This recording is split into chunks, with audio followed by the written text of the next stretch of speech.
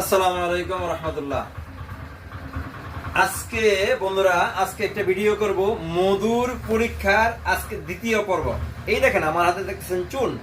আপনারা কি করবেন, হাতের মধ্যে এভাবে আগে চুন লাগাইয়া নেবেন, এভাবে সুন্দর করে চুন লাগাইয়া নেবেন। এরপরে মধুটা খাঁটি কিনা এই দেখেন আমার কাছে মধু আছে, আমি এইখান থেকে একটা বোতল নিলাম।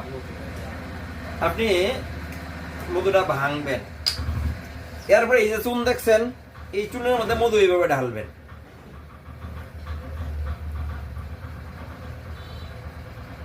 জি, এইভাবে হাতে ঢালবেন, আস্তে আস্তে ঘষতে থাকবেন।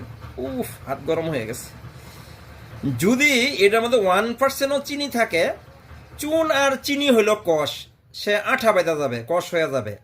আর যদি মধুটা খাঁটি থাকে তাহলে মধু পাতলা হয়ে যাবে এবং চুন বিলীন হয়ে যাবে, চুন থাকবে না।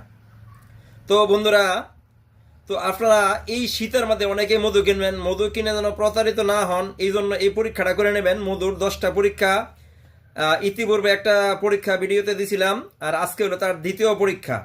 তো এরকম আরও বাকি 8টা পরীক্ষার জন্য আমার ভিডিওগুলি যারা ইউটিউব ফেসবুক থেকে দেখছেন আমার ভিডিওটি ফলো দিয়ে এরকম আরও বাকি ভিডিও পেতে আমার ফেসবুক ফলো দিয়ে রাখতে পারেন। যারা ইউটিউব থেকে দেখছেন আমার চ্যানেলটি সাবস্ক্রাইব করে রাখতে পারেন এবং এই ভিডিওটা শেয়ার করে মানুষ যেন মধু কিনে প্রতারিত না হয়, কল্যাণ একটি অবদান রেখে সদকায়ে জারিয়ার অংশ নিতে পারেন। আসসালামু আলাইকুম রহমতুল্লাহ।